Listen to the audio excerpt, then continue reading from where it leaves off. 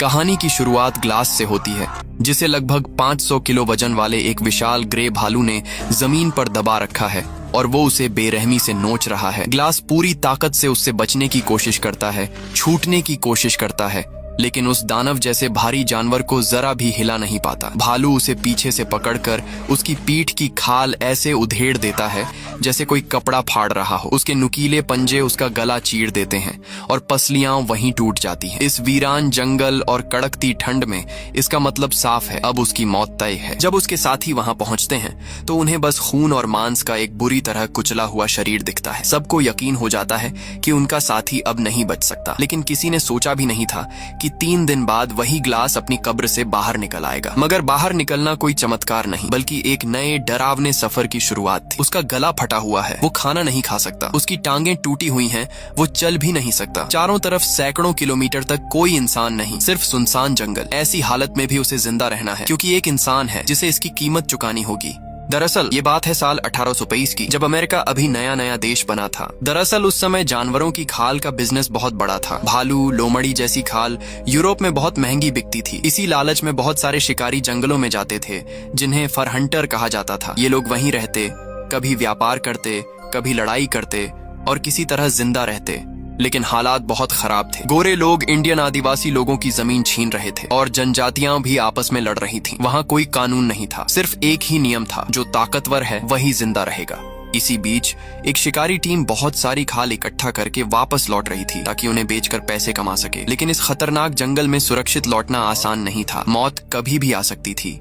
अचानक दूर से एक आदमी की दर्दनाक चीख सुनाई देती है। कैंप में मौजूद शिकारी जैसे ही सिर उठाते हैं, एक तीर सीधे एक आदमी के गले को चीर देता है। सब तुरंत हथियार उठाते हैं, लेकिन तीरों की बारिश शुरू हो जाती है। छुपने की कोई जगह नहीं बचती। दूर जंगल में खाल साफ कर रहा ग्लास ये गोलीबारी सुनता है। उसका दिल जोर से धड़क उठता है। ये खतरे का संकेत है। वो तुरंत अपना काम छोड़ता है और अपने बेटे हॉक को लेकर कैंप की तरफ भागता है। कैंप में पूरी तरह अफरा तफरी मच चुकी होती है। कोई चिल्लाता है कि उन्हें री जनजाति ने घेर लिया है। उनका निशाना साफ है, ये कीमती खालें। ग्लास कैंप पहुंचकर जोर से आदेश देता है कि सब लोग तुरंत नाव पर चढ़ो, खालों को छोड़ दो। शिकारी लड़ते हुए पीछे हटते हैं, जबकि री योद्धा उनका पीछा करते रहते हैं। तीर और गोलियां उनके सिर के ऊपर से गुजरती रहती हैं। इस हड़कंप में ग्लास एक हाथ से लड़ रहा होता है और दूसरे हाथ से अपने बेटे की रक्षा कर रहा होता है। वो किसी भी कीमत पर अपने बेटे को खोना नहीं चाहता। आखिरकार भारी नुकसान झेलने के बाद जो बचे हुए लोग हैं वो नाव तक पहुंच जाते हैं। दूसरी तरफ किनारे पर री जनजाति का सरदार अपने लोगों के साथ मैदान की तलाशी ले रहा होता है। उनका मकसद सिर्फ खालें नहीं, बल्कि सरदार की अपहृत बेटी पावाका को ढूंढना भी है। साथ ही वो जितनी खालें मिल सकें उन्हें इकट्ठा करके फ्रांसीसियों के साथ घोड़ों के बदले में व्यापार करना चाहते हैं। नाव धीरे धीरे नदी में आगे बढ़ रही होती है। कप्तान हेनरी घायलों का इलाज करने के बाद ग्लास से आगे की योजना पूछता है। ग्लास कुछ देर चुप रहता है, फिर अपने अनुभव के आधार पर सोचता है। उसे पता है कि री लोग ट्रैक करने में माहिर हैं। नदी में चलती ये नाव उनके लिए एक आसान निशाना है। वो साफ कहता है, अगर हम नदी में चलते रहे तो हम मर जाएंगे। हमें नाव छोड़कर जमीन के रास्ते जाना होगा। फिट्स तुरंत इसका विरोध करता है। उसका कहना है कि नाव छोड़ने का मतलब है सारा माल छोड़ देना, जो उनकी पूरी मेहनत और उम्मीद का नतीजा है। वो हेनरी को मनाने की कोशिश करता है कि नाव से ही आगे बढ़ें, लेकिन हेनरी ग्लास की बात मान लेता है, क्योंकि उसे पता है कि इस इलाके को ग्लास सबसे बेहतर समझता है। ग्लास जानता है कि इस फैसले से लोग नाराज होंगे, लेकिन उसके लिए जान बचाना ज्यादा जरूरी है। उसने पहले भी लालच की वजह से लोगों को मरते देखा है। नाव को एक छुपी जगह पर किनारे लगाया जाता है। ज्यादातर खालों को झाड़ियों में छुपा दिया जाता है। सिर्फ जरूरी सामान और हथियार लेकर सब जमीन के रास्ते निकलने की तैयारी करते हैं। ग्लास प्लान बनाता है, नाव को ऐसे ही बहने दिया जाएगा ताकि वो दुश्मनों को गुमराह करे और वो लोग पैदल चलते हुए एक नए रास्ते से आगे बढ़ेंगे। लेकिन फिट्स फिर विरोध करता है। उसका कहना है कि पैदल जाने में बहुत समय लगेगा, सर्दी आ जाएगी और बिना खालों के वो कुछ नहीं कमा पाएंगे। जब वो वापस आएंगे तब तक शायद सारा माल चोरी हो चुका होगा।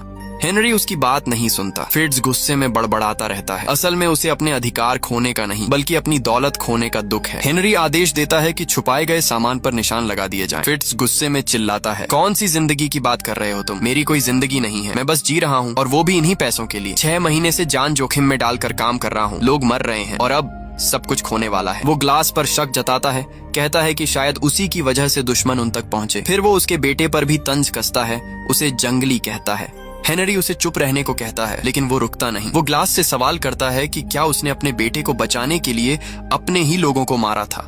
हॉक गुस्से में आ जाता है, लेकिन ग्लास उसे रोक देता है। वो जानता है कि नस्लीय भेदभाव कितना खतरनाक हो सकता है। वो अपने बेटे को किसी का निशाना नहीं बनने देना चाहता, लेकिन उसे ये नहीं पता कि असली खतरा अभी आगे आने वाला है। जब वो लोग अपना सामान छुपा चुके होते हैं, कुछ आदमी नाव पर चढ़ते हैं। प्लान ये था कि नाव को नीचे की तरफ बहाकर बाद में वापस लौट आएंगे, लेकिन अचानक वो लोग अपना इरादा बदल देते हैं। वो नाव से उतरते ही नहीं, बल्कि सीधे उसे लेकर आगे निकल जाते हैं। किनारे पर खड़े बाकी लोग हैरान रह जाते हैं कि वो प्लान के मुताबिक क्यों नहीं चल रहे। फिट्ज उस दूर जाती हुई नाव को देखकर हल्की सी हंसी के साथ कहता है, साले चालाक लोग हैं, सही फैसला लिया इन्होंने। इस जंगल में पैदल मरने से अच्छा है कि नाव में निकल जाओ, कम से कम बचने का एक मौका तो है। वो गुस्से में खुद को कोसता है कि उसे भी उसी नाव में होना चाहिए था, लेकिन अब उसके पास कोई चारा नहीं था। उसे मजबूरी में इस टीम के साथ रहकर इस खतरनाक सफर को पैदल ही पूरा करना था। अगले दिन नदी के नीचे वाले हिस्से में री जनजाति उन लोगों को पकड़ लेती है जो नाव लेकर भागे थे। जो लोग खुद को सबसे चालाक समझ रहे थे, जो सोच रहे थे कि पानी के रास्ते वो बच जाएंगे, उनमें से कोई भी नहीं बचता। सबको मार दिया जाता है। उनकी लाशें नदी में बहती रहती हैं और इस जंगल में लालच की वजह से मरने वालों की एक और कहानी बन जाती है। फिट्ज को कभी पता नहीं चलेगा कि जिस नाव में वो नहीं चढ़ पाया वो असल में मौत की नाव थी। एक ऐसा फैसला जो दिखने में सही था, लेकिन अंत में सबको खत्म कर गया। इस जमीन पर कोई शॉर्टकट नहीं है, कोई आसान रास्ता नहीं, सिर्फ कड़वी सच्चाई है। टीम अब जंगल के अंदर मुश्किल सफर कर रही होती है। ग्लास सबसे आगे चल रहा होता है क्योंकि उसे इस इलाके की सबसे ज्यादा समझ है। एक गाइड और शिकारी होने के नाते उसे हर वक्त आसपास का ध्यान रखना पड़ता है, जानवरों के निशान ढूंढना और साथ ही री जनजाति के पीछा करने से बचना। जब टीम आराम कर रही होती है, ग्लास अकेले आगे जाकर रास्ता देखने निकलता है। वो धीरे धीरे झाड़ियों के बीच से गुजरता है, हर छोटे निशान को ध्यान से देखता है ताकि सबसे सुरक्षित रास्ता मिल सके। अचानक उसे कुछ आवाज सुनाई देती है, जैसे किसी जानवर की हलचल। वो तुरंत रुक जाता है, अपनी बंदूक संभालता है और आवाज की दिशा में निशाना लगाता है। तभी उसे 2 छोटे भालू के बच्चे दिखाई देते हैं और अगले ही पल एक बहुत बड़ा ग्रे भालू झाड़ियों से निकलकर उसकी तरफ दौड़ता है। वो एक माँ भालू है और उसके बच्चे पास ही हैं। ग्लास अनजाने में उसके इलाके में घुस आया था। माँ भालू एक जोरदार दहाड़ मारती है और बिना 1 सेकंड गंवाए सीधे ग्लास पर हमला कर देती है। ग्लास पूरी ताकत से खुद को बचाने की कोशिश करता है, लेकिन भालू की ताकत इंसान से कहीं ज्यादा होती है। वो उसे जमीन पर दबा देती है, उसके कंधे को अपने जबड़ों में जकड़ लेती है, उसकी खाल फट जाती है। दर्द इतना भयानक होता है कि ग्लास की होश खोने लगती है। उस पल ग्लास को लगता है कि अब उसका अंत आ गया है, लेकिन उसके अंदर कुछ और भी था, एक गहरा कच्चा जज्बा, जीने की जिद। वही बात जो उसने अपने बेटे से कही थी, जब तक सांस चल रही है तब तक लड़ाई खत्म नहीं होती। ये सिर्फ शब्द नहीं थे, बल्कि उसकी जिंदगी का सच था। वो हार नहीं मानता। खून से लथपथ हालत में उसका हाथ जमीन पर कुछ तलाशता है और आखिरकार उसे अपनी बंदूक का स्पर्श महसूस होता है। वही उसकी आखिरी उम्मीद थी, जिंदा रहने की एक अमात्र संभावना। जब माँ भालू उसके ऊपर झुककर उसे फाड़ने की कोशिश कर रही होती है, उसी वक्त ग्लास पूरी ताकत लगाकर ट्रिगर दबाता है। गोली लगते ही भालू एक डरावनी गर्जना करती है, लेकिन वो पीछे नहीं हटती, बल्कि घायल होने के बाद वो और ज्यादा खतरनाक और पागल हो जाती है। वो और जोर से ग्लास पर टूट पड़ती है, जैसे उसे पूरी तरह खत्म कर देना चाहती हो। ग्लास अपने सीने के पास रखी छुरी निकालता है। अब वही उसका आखिरी हथियार है, आखिरी उम्मीद। भालू फिर से उस पर झपटती है और उसी एक पल का फायदा उठाकर ग्लास पूरी ताकत से छुरी उसके सिर में घुसा देता है। एक बार फिर दूसरी बार वो लगातार वार करता रहता है। आखिरकार भालू आखिरी बार जोर से दहाड़ती है और दोनों साथ में लुढ़कते हुए ढलान से नीचे गिर जाते हैं। भालू का भारी शरीर ग्लास के ऊपर आ गिरता है, उसका सैकड़ों किलो वजन उसे दबा देता है। सांस लेना मुश्किल हो जाता है। वो छूटने की कोशिश करता है, लेकिन अब उसके शरीर में ताकत नहीं बची। उसकी आंखों के सामने अंधेरा छाने लगता है। होश जाने से पहले उसे अपने बेटे हॉक की डरी हुई आवाज सुनाई देती है और बाकी साथियों के दौड़कर आने की आवाजें भी। वही आवाजें उसे एहसास दिलाती हैं कि वो अभी जिंदा है, अभी भी जिंदा है। जब लोग भालू के शव को हटाते हैं, हेनरी जैसे ही ग्लास की हालत देखता है, उसका चेहरा गंभीर हो जाता है। बाकी लोग उसके आसपास जमा हो जाते हैं। कोई दहशत में सांस खींचता है, कोई नजर फेर लेता है। ग्लास की हालत बेहद खराब है।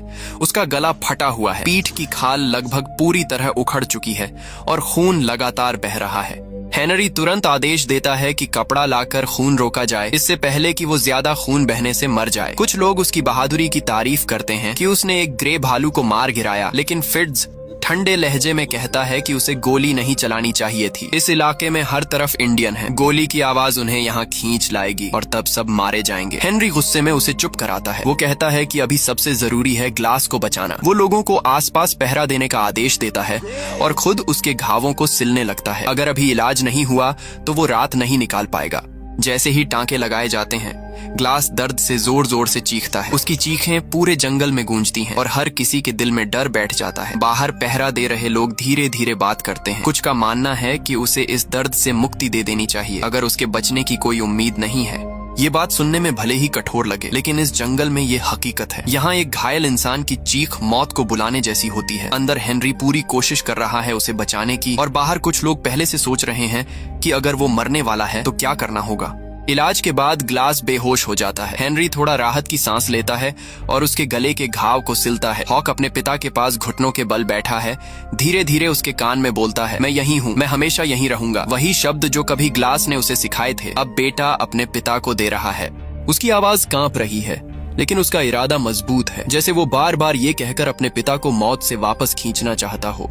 हेनरी इस बाप बेटे को देखकर अंदर से टूट जाता है। उसने इस जंगल में बहुत लोगों को मरते देखा है और उसे पता है कि इतनी बुरी हालत में कोई शायद ही बचता है। फिर भी वो पूरी कोशिश करता है क्योंकि उसके पास और कोई रास्ता नहीं। इसी बीच री जनजाति का सरदार फ्रांसीसी व्यापारियों के कैंप में पहुंचता है। शुरुआत से ही माहौल तनाव भरा होता है। सरदार ढेर सारी खालें लाया है और बदले में घोड़े और हथियार मांगता है, लेकिन फ्रांसीसी व्यापारी तुसां सिर्फ हथियार देने को तैयार है, घोड़े नहीं। सरदार बार बार घोड़ों की मांग करता है और तुसां बार बार मना करता है। यहाँ तक कि वो धमकी देता है कि अगर फिर से घोड़ों की बात हुई तो सौदा खत्म हो जाएगा।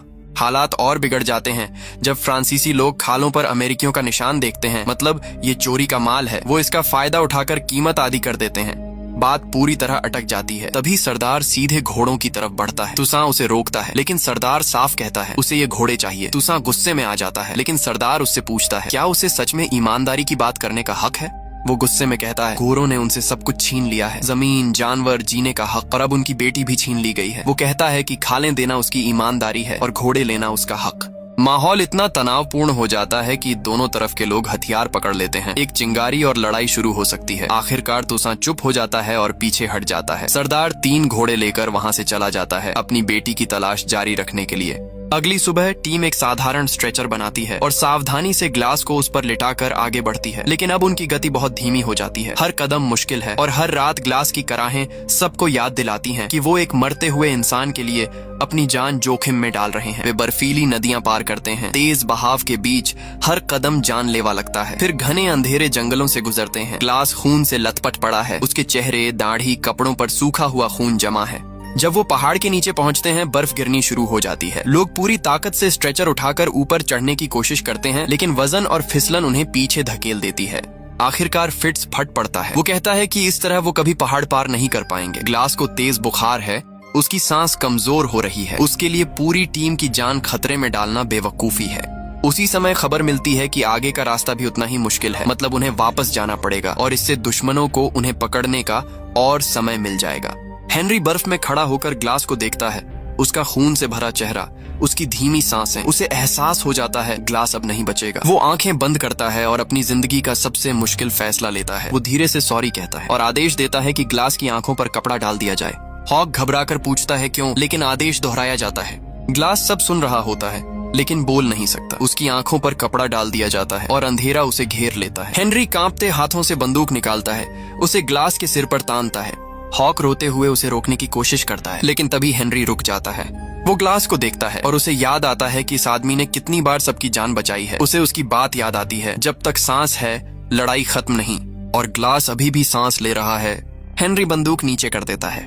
वो फैसला करता है कि ग्लास को ऐसे नहीं मारा जाएगा और ऐलान करता है कि जो 2 लोग पीछे रुककर उसकी देखभाल करेंगे उन्हें $70 इनाम मिलेगा। हॉक तुरंत कहता है मैं रुकूंगा, और ब्रिजर भी बिना सोचे कह देता है मैं भी। लेकिन तीसरे आदमी की जरूरत होती है और कोई आगे नहीं आता। तब इनाम बढ़ाकर $100 कर दिया जाता है। तभी फिट्स आगे आता है। वो दिखावे के लिए हामी भरता है, लेकिन उसके मन में कुछ और ही चल रहा होता है। हेनरी उसे सख्त नजरों से देखता है और कहता है आखिरी तक उसका ख्याल रखना। फिट्स हाँ कह देता है, लेकिन उसकी आंखों में कुछ और ही इरादा छुपा होता है।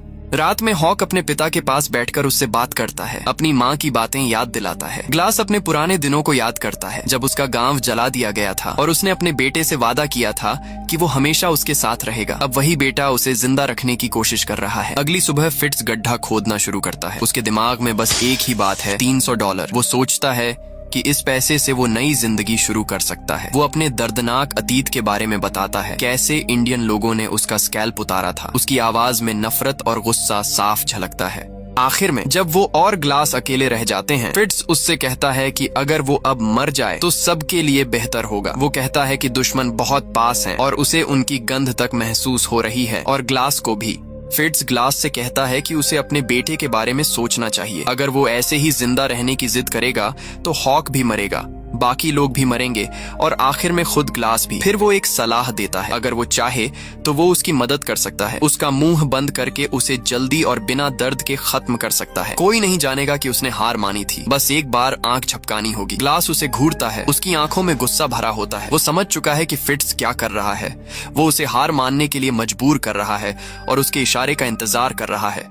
ग्लास पूरी ताकत से कोशिश करता है कि वो पलक न झपकाए ताकि फिट्ज को कोई मौका न मिले, लेकिन उसकी आंखें सूख चुकी हैं, जल रही हैं। वो ज्यादा देर तक खुद को रोक नहीं पाता और आखिरकार उसकी आंख एक बार झपक जाती है। बस उसी पल फिट्ज हरकत में आ जाता है। वो ग्लास को कसकर बांध देता है, उसके मुंह में कपड़ा ठूंस देता है और उसकी नाक दबा देता है ताकि वो सांस ही न ले सके। ये मदद नहीं थी, ये सीधा सीधा कत्ल था। ग्लास चिल्लाना चाहता है, लड़ना चाहता है, लेकिन कुछ नहीं कर पाता। उसका शरीर जवाब दे चुका है। वो सिर्फ फिट्ज का ठंडा चेहरा देख सकता है जिसमें जरा सी भी दया नहीं है। उसकी सांसें रुकने लगती हैं, होश धुंधला होने लगता है और चारों तरफ अंधेरा छाने लगता है। तभी अचानक हॉक दौड़ता हुआ आता है और फिट्ज को धक्का देता है। वो जोर से ब्रिजर को बुलाता है, लेकिन ब्रिजर नदी के पास होता है, इतनी दूर कि उसकी आवाज सुन ही नहीं पाता। फिट्ज तुरंत संभल जाता है, हॉक को पकड़ लेता है और उसे शांत रहने को कहता है, लेकिन हॉक रुकता नहीं। वो धमकी देता है कि वो सब कुछ कप्तान और ब्रिजर को बता देगा। उसकी आवाज और तेज होती जाती है। अब फिट्ज समझ जाता है कि ये लड़का नहीं रुकेगा। वो जेब से चाकू निकालता है और सीधे हॉक के पेट में घोंप देता है। ग्लास ये सब अपनी आंखों के सामने देख रहा होता है। वो हिलना चाहता है, चिल्लाना चाहता है, अपने बेटे को बचाना चाहता है, लेकिन उसका शरीर बिल्कुल साथ नहीं देता। उसका गला फटा हुआ है, वो सिर्फ हल्की सी टूटी आवाज निकाल पाता है।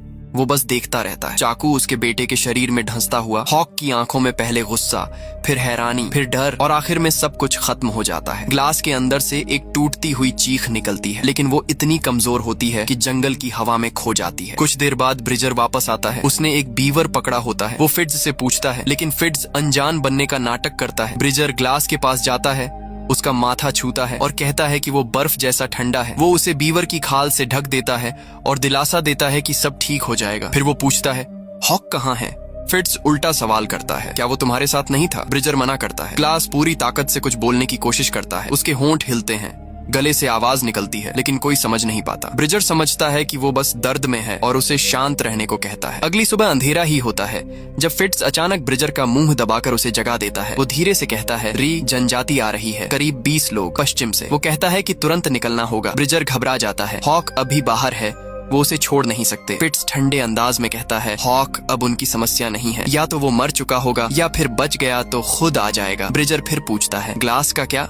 फिट्ज साफ कहता है, वो भी अब उनकी जिम्मेदारी नहीं है, हर कोई खुद के लिए जिए। ब्रिजर याद दिलाता है कि उन्होंने कप्तान से वादा किया था, जरूरत पड़ी तो उसे सम्मान के साथ दफनाएंगे। तभी फिट्ज ग्लास की बंदूक उठाने लगता है। ब्रिजर रोकता है, उसे उसकी जरूरत है। फिट्ज हंसता है, कहता है कि वो अब इसका इस्तेमाल नहीं कर सकता।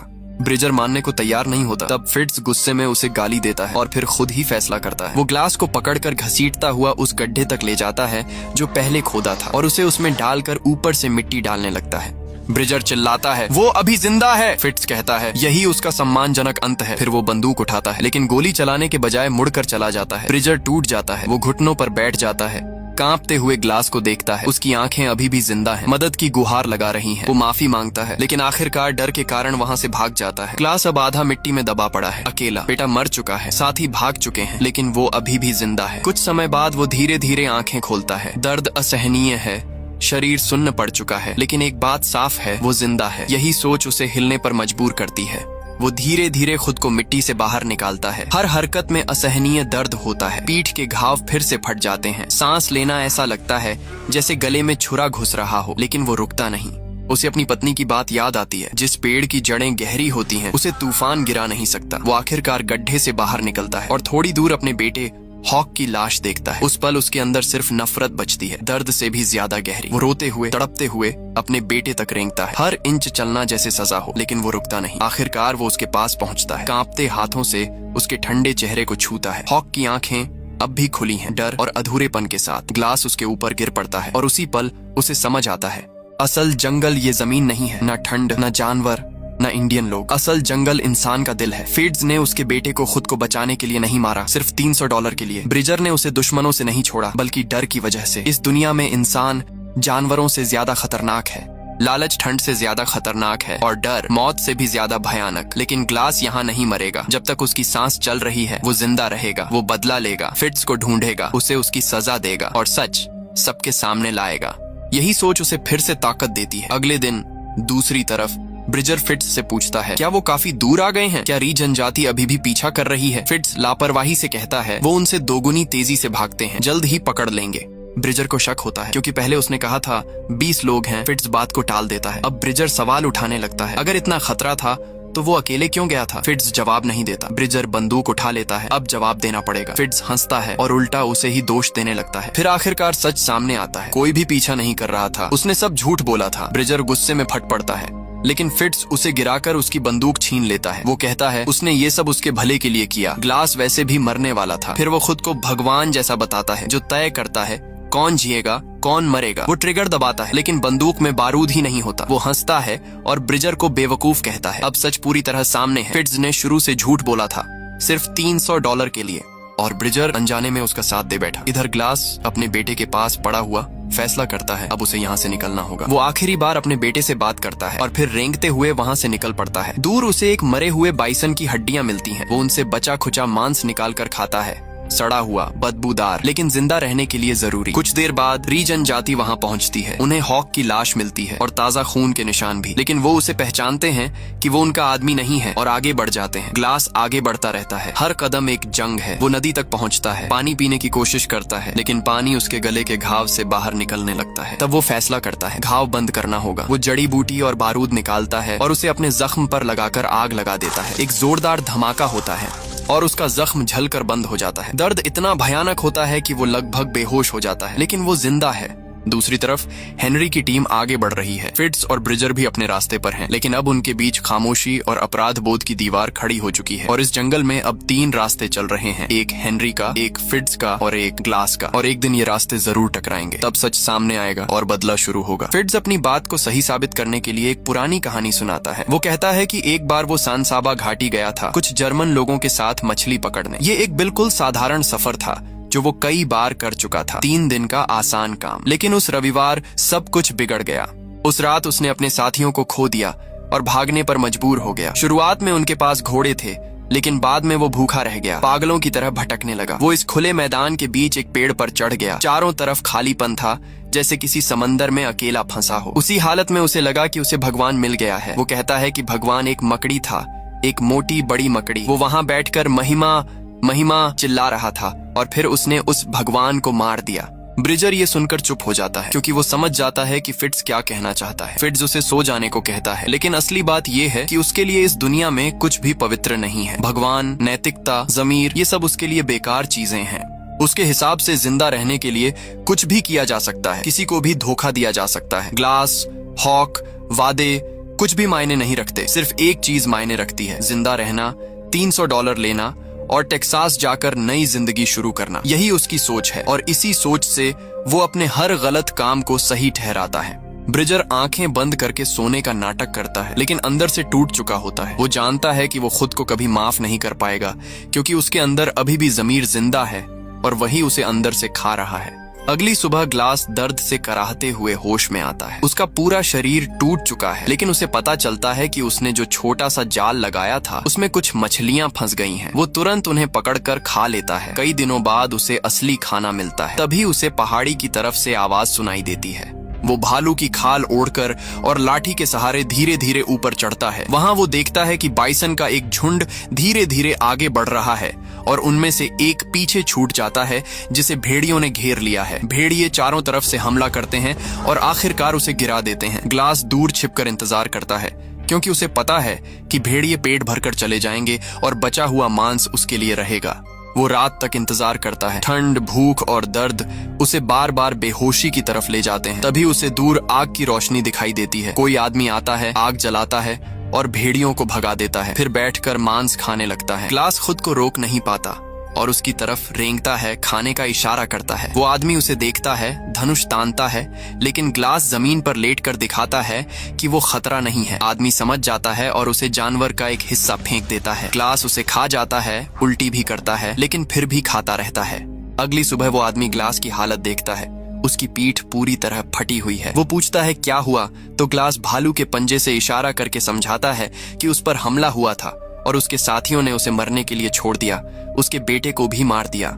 वो आदमी चुपचाप सुनता है और फिर अपनी कहानी बताता है कि वो पावनी जनजाति का है और उसके परिवार को मार दिया गया है। वो कहता है कि उसका दिल खून बहा रहा है, लेकिन बदला भगवान का काम है। फिर वो ग्लास को अपने साथ चलने का इशारा करता है और दोनों साथ सफर शुरू करते हैं। पहली बार ग्लास को इंसानियत का एहसास होता है। जहाँ फिट्ज ने पैसे के लिए धोखा दिया और ब्रिजर डर के कारण भाग गया, वहीं ये अजनबी बिना किसी स्वार्थ के उसकी मदद कर रहा है। दूसरी तरफ फिट्ज और ब्रिजर किले तक पहुंच जाते हैं। फिट्ज खुशी से चिल्लाता है, लेकिन ब्रिजर चुप रहता है। फिट्ज उसे चेतावनी देता है कि सच मत बोलना, वरना उन्हें फांसी हो सकती है। किले में वो झूठ बोलता है कि उन्होंने ग्लास को ठीक से दफनाया। ब्रिजर कुछ कहना चाहता है, लेकिन डर के कारण चुप रह जाता है। हेनरी उन पर भरोसा कर लेता है और उन्हें इनाम देता है। ब्रिजर कांपते हाथों से पैसे लेता है। उसे वो पैसे जलते हुए लगते हैं। उधर जंगल में ग्लास की हालत फिर बिगड़ जाती है। उसे तेज बुखार आ जाता है। पावनी आदमी उसकी मदद करता है, एक छोटा सा आश्रय बनाता है, जड़ी बूटियां लगाता है और गर्म पत्थर रखता है। ग्लास बेहोशी में भी बार बार वही बात दोहराता है, जब तक सांस है लड़ाई खत्म नहीं। कुछ समय बाद वो ठीक होने लगता है, लेकिन जब वो होश में आता है तो देखता है कि पावनी आदमी गायब है। वो उसे ढूंढता है और देखता है कि उसे पेड़ से लटकाकर मार दिया गया है। उसके सीने पर एक तख्ती लगी होती है जिस पर लिखा होता है, हम सब जंगली हैं। ग्लास अंदर से टूट जाता है। वो सोचता है कि अगर बदला भगवान का काम है तो भगवान कहाँ है? क्यों अच्छे लोग मरते हैं और बुरे जिंदा रहते हैं? लेकिन उसे कोई जवाब नहीं मिलता। उसे बस एक बात समझ आती है कि इस दुनिया में अच्छाई और दया इंसान को नहीं बचाती, सिर्फ ताकत, किस्मत और नफरत बचाती है। तभी उसे दूर से फ्रेंच भाषा की आवाजें सुनाई देती हैं। वो छिप जाता है और देखता है कि एक लड़की को बंदी बनाकर रखा गया है। वो चुप नहीं रह पाता, पीछे से जाकर बंदूक तानता है, लेकिन लड़की खुद आगे बढ़कर उस आदमी का गला काट देती है और भाग जाती है। ग्लास भी मौका देखकर घोड़े पर बैठकर भागता है। अगले दिन जनजाति के लोग उसका पीछा करते हैं। वो भागता है, लेकिन तीर लगने से घोड़ा बेकाबू हो जाता है और वो खाई में गिर जाता है। किसी तरह वो बच जाता है। बर्फ गिर रही है, ठंड बढ़ रही है। वो समझ जाता है कि अगर उसने कुछ नहीं किया तो ठंड से मर जाएगा। वो अपने घोड़े को काटकर उसके अंदर घुस जाता है और उसी में रात बिताता है। ये उसकी जिंदगी की सबसे भयानक रात होती है, लेकिन वो जिंदा बच जाता है। अगले दिन वो आगे बढ़ता है, एक जमी हुई झील पार करता है। वो जानता है कि अब उसका लक्ष्य पास है। वो रुककर आग जलाता है और लिखता है, फिट्ज ने मेरे बेटे को मारा। अब उसका सफर खत्म होने वाला है और बदला शुरू होने वाला है। अगले दिन किले में एक फ्रांसीसी आदमी आता है जिसके पास एक पानी की बोतल होती है। ब्रिजर उसे पहचान लेता है। ये वही बोतल है जो उसने ग्लास के पास छोड़ी थी। अब सबको समझ आ जाता है कि ग्लास जिंदा है। हेनरी तुरंत लोगों को लेकर उसकी तलाश में निकलता है और तभी जंगल में एक गोली की आवाज गूंजती है। यही संकेत है कि ग्लास वापस आ चुका है। उनके पास कोई वक्त नहीं था, इसलिए सबने तुरंत अपनी अपनी बंदूकें उठा लीं और बहुत सावधानी से आगे बढ़ने लगे। तभी घने जंगल के अंधेरे के बीच से एक आदमी की परछाई धीरे धीरे बाहर आती दिखाई देती है। आग की हल्की रोशनी जब उसके चेहरे पर पड़ती है तो सबकी सांसें थम जाती हैं। वो ग्लास है। हाँ, वही ग्लास जिसे सबने मरा हुआ मान लिया था। एक पल के लिए वहाँ खामोशी छा जाती है, जैसे किसी ने वक्त को रोक दिया हो। हर कोई बस उसे घूर रहा था, क्योंकि जो आदमी उनके सामने खड़ा था वो मौत के मुंह से वापस लौटा था। हेनरी के चेहरे पर यकीन और डर दोनों साफ दिखाई दे रहे थे। वो हकलाते हुए पूछता है, क्या हुआ? लेकिन ग्लास, जिसकी आवाज अब बहुत कमजोर हो चुकी थी, सीधा जवाब देने के बजाय सिर्फ एक सवाल पूछता है, वो कहाँ है? हेनरी तुरंत समझ जाता है वो फिट्ज के बारे में पूछ रहा है। बिना एक सेकंड घंवाए हेनरी घोड़े पर चढ़ता है और पूरी रफ्तार से किले की तरफ निकल पड़ता है। वो किले में घुसते ही गुस्से से चिल्लाने लगता है, फिट्ज कहाँ है? उसकी आवाज पूरे किले में गूंजती है।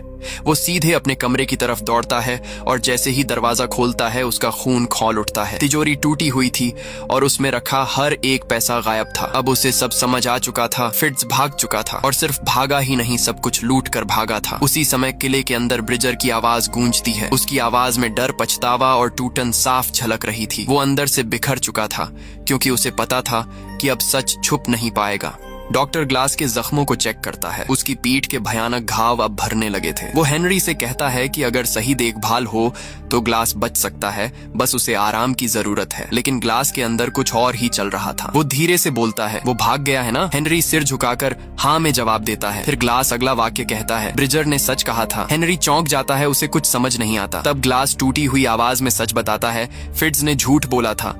ब्रिजर को मजबूर किया गया था। जब हॉक को मारा गया उस समय ब्रिजर वहां था ही नहीं। वो नदी पर पानी लेने गया हुआ था, उसे कुछ नहीं पता था। ये सुनते ही हेनरी के अंदर जैसे सब कुछ टूट जाता है। उसे एहसास होता है कि उसने एक निर्दोष इंसान पर शक किया और असली गुनहगार आजाद घूम रहा है।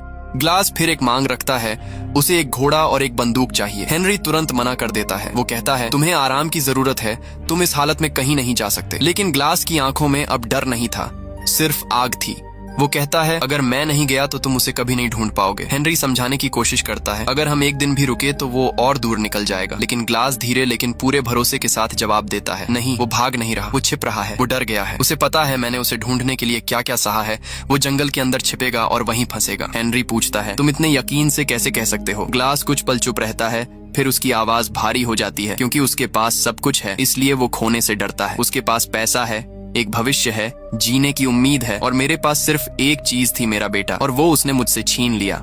ये शब्द सुनकर हेनरी कुछ पल के लिए बिल्कुल शांत हो जाता है। उसकी नजरें ग्लास पर टिकी रहती हैं, जैसे वो उसके अंदर झांकने की कोशिश कर रहा हो। वहां सिर्फ दर्द नहीं था, बल्कि एक गहरी जलती हुई नफरत थी। ऐसी नफरत जो किसी भी इंसान को अंदर से जलाकर भी जिंदा रख सकती है। हेनरी उसे रोकना चाहता है, उसे इस रास्ते से वापस खींचना चाहता है, लेकिन उसे महसूस हो जाता है कि अब ग्लास किसी और दुनिया में खड़ा है, जहाँ से लौटना शायद नामुमकिन है। तभी ग्लास धीमी लेकिन भारी आवाज में आखिरी बात कहता है, अब मुझे मौत से डर नहीं लगता, क्योंकि मैं एक बार मर चुका हूँ। उसके बाद लंबे समय तक कोई कुछ नहीं बोलता, सिर्फ हवा चलती रहती है और उस खामोशी में हर सांस भारी लगती है। आखिरकार हेनरी हार मान लेता है। उसकी आंखों में अब विरोध नहीं बचता, सिर्फ एक समझ होती है कि इस आदमी को अब कोई नहीं रोक सकता। और यहीं से उस सफर की शुरुआत होती है जो सिर्फ बदले का नहीं बल्कि टूटे हुए इंसान के अंतिम संघर्ष का सफर था।